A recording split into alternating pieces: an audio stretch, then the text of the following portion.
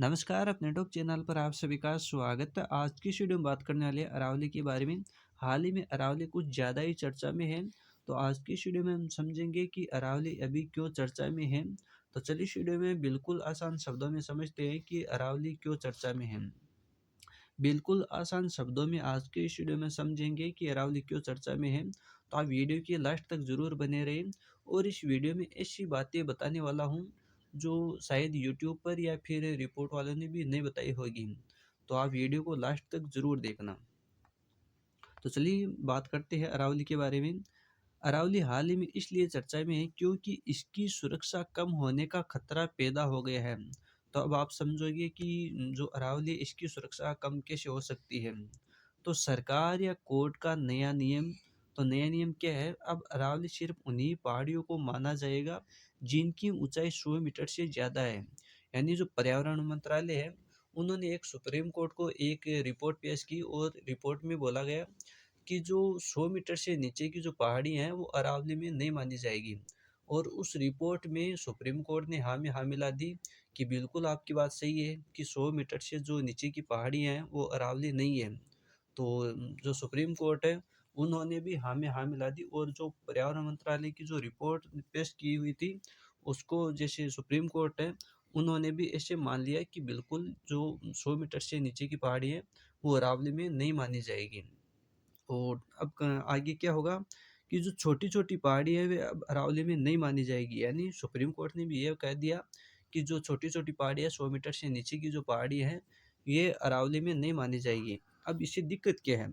जो इलाके अरावली से बाहर माने जाएंगे, वहाँ खनन यानी पत्थर निकालना, बिल्डिंग और फैक्ट्रियाँ आसानी से बन सकेगी। यानी वहाँ से पत्थर निकलेंगे यानी खनन होगा और उस जगह पे बिल्डिंग और फैक्ट्रियाँ आसानी से बनेगी। लोग विरोध क्यों कर रहे हैं? अरावली रेगिस्तान से यानी फैलने से रोकती है। अब आप सोच रहे हो कि जो अरावली है, जो पहाड़ है, उनको काट देंगे तो लोग विरोध क्यों कर रहे हैं? तो उनसे क्या होगा कि जो रेगिस्तान है, अरावली जो है रेगिस्तान को फैलने से रोकती है। बारिश का पानी ज़मीन में जाने से मदद करती है, हवा और पर्यावरण को संतुलन रखती है। यानी हर वर्ष से जो रेगिस्तान है, हर साल 2 किलोमीटर आगे फैलता जाता है।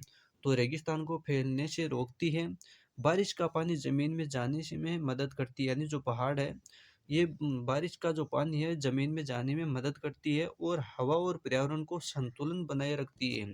तो इनसे बहुत सारे फ़ायदे भी हैं और लगभग राजस्थान वालों के इसमें बहुत घाटा है क्योंकि जो पहाड़ियाँ हैं 80% से ज़्यादा राजस्थान में है। अरावली की जो पहाड़ियाँ 80% से ज़्यादा राजस्थान में है और सरकार ने ये बोल तो दिया है कि 100 मीटर से नीचे जो पहाड़ी है ये अरावली में नहीं मानी जाएगी।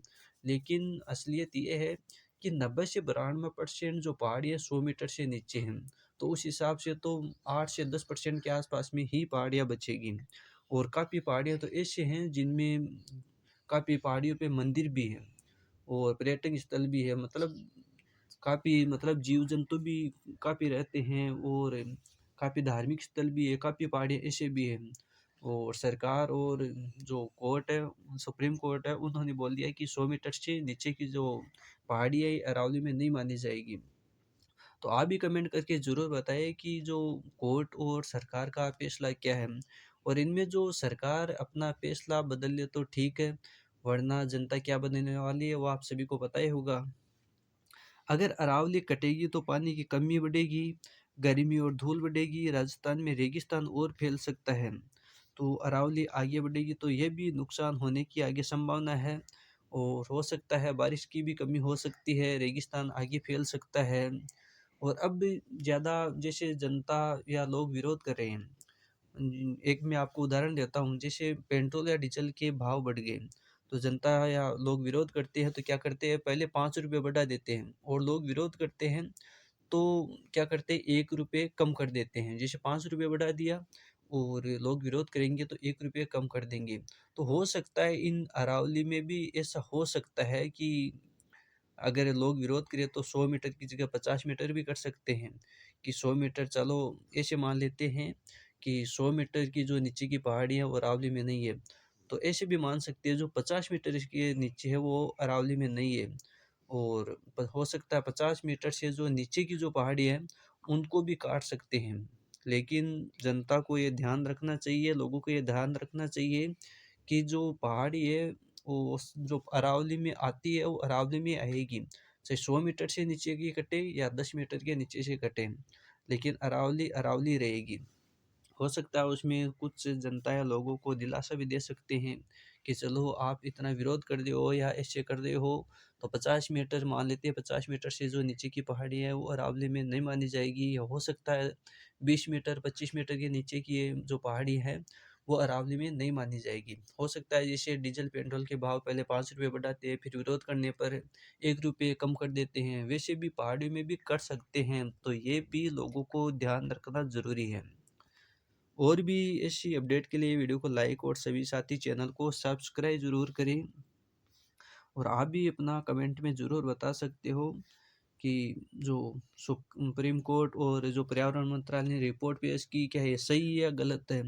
और जो सरकार है वो अपना फैसला बदले तो ठीक है, वरना आप सभी को पता है कि जनता क्या बदल सकती है और आगे क्या बदलने वाली है। धन्यवाद, मिलते हैं अगली वीडियो में।